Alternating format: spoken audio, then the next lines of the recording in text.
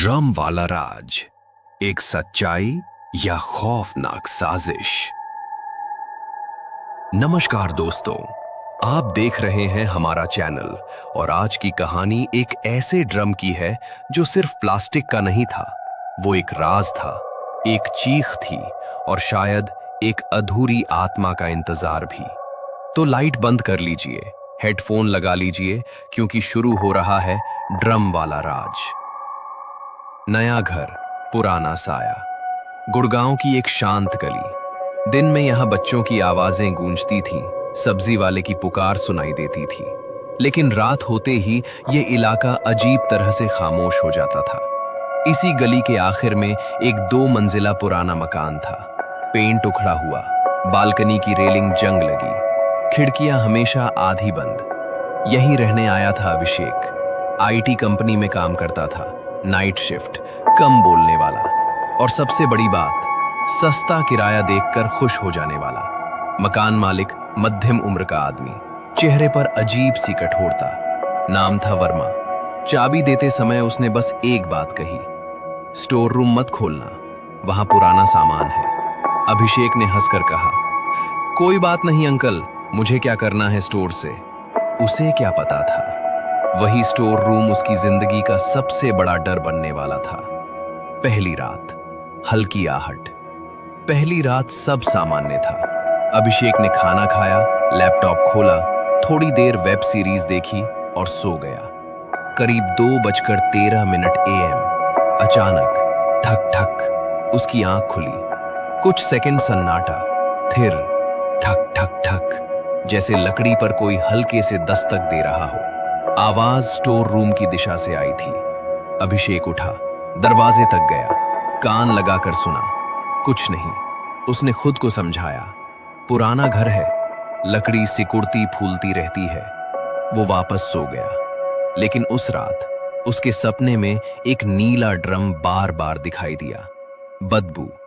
अगले दिन ऑफिस से लौटते समय उसे हल्की सी अजीब गंध महसूस हुई, जैसे कुछ सड़ रहा हो।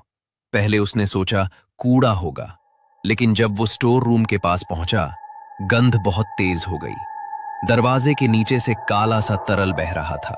उसका दिल धड़कने लगा। ये क्या है? उसने टॉर्च लाई, झुककर देखा। वो पानी नहीं था, गाढ़ा, चिपचिपा। उसने दरवाजा खटखटाया। अंदर से कोई जवाब नहीं, पर जैसे ही वो हटने लगा, ठक ठक ठक ठक ठक। इस बार आवाज साफ थी, जैसे अंदर से कोई ड्रम के ढक्कन पर मार रहा हो। ड्रम। अगली सुबह उसने हिम्मत जुटाई, दरवाजा खोला। कमरे में धूल जमी थी, एक बल्ब लटका हुआ, हल्की पीली रोशनी, और बीच में एक बड़ा नीला प्लास्टिक ड्रम, ढक्कन कसकर बंद। चारों तरफ मक्खियां, कमरे में बदबू इतनी तेज कि सांस लेना मुश्किल। अभिषेक धीरे धीरे आगे बढ़ा, हाथ कांप रहे थे। जैसे ही उसने ढक्कन को छुआ, पीछे से कदमों की आवाज। वो पलटा, कोई नहीं। दरवाजा अपने आप बंद हो गया। बल्ब झूलने लगा और तभी ठक ठक ठक ठक। इस बार ड्रम हिल रहा था, अंदर की चीख। अभिषेक ने पूरी ताकत लगाकर ढक्कन खोला और जो उसने देखा वो जिंदगी भर नहीं भूल पाया। अंदर एक लड़की की लाश थी, चेहरा सूजा हुआ, बाल गीले, आंखें खुली हुई, लेकिन उसकी पलकें हल्की सी हिली। अभिषेक पीछे गिर पड़ा।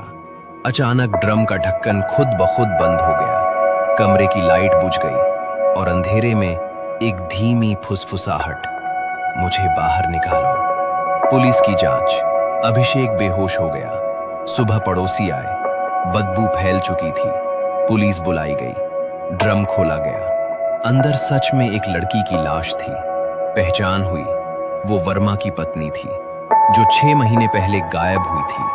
वर्मा फरार, लेकिन पुलिस रिपोर्ट में एक अजीब बात लिखी गई। ड्रम के अंदर से किसी ने ढक्कन पर मारने के निशान नहीं पाए। मतलब जिस आवाज को अभिषेक सुन रहा था, वो अंदर से नहीं आ रही थी। साया साथ चल पड़ा। मकान सील हो गया। अभिषेक ने नया घर लिया, सब सामान्य। लेकिन पहली रात, 2:13 AM, ठक ठक ठक।